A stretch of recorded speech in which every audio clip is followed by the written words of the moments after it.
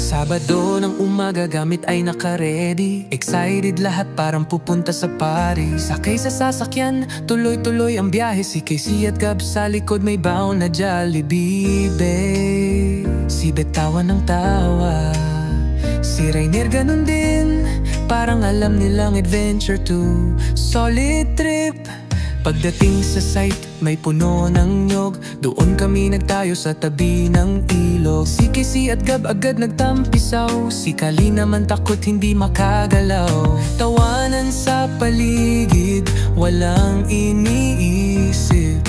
Simpleng saya pero sobrang sulit. Camping lang to pero ang saya. Kasama ang pamilya, walang kapalit. Yan diba? May ilog, may bonfire, gagawin ay sari-sari. May marshmallow, tawanan, kwentuhan sa gabi. Camping lang to pero pagkasama kayo, wala na nang hanapin pa, kompleto na to.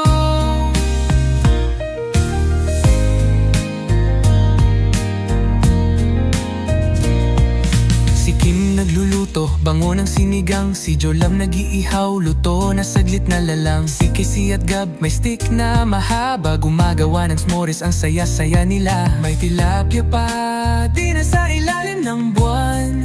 Ganito pala ang feels pag lahat ay masaya't magaan. Kinabukasan, pack up na naman, ayaw pa sana, kaso balik na sa tahanan. Camping daw uli, sabi ni Gab at Casey. Lahat natawa, oo naman, game na game kami. Uwian na naman lahat na nasa sasakyan. Bit-bit ang alaala ng isang trip na walang kapantay. Di mo kailangan ng resort o hotel, basta't kasama pamilya, lahat ay swell. Kahit simpleng tent lang at lutong bahay, mas masarap pag sabay sa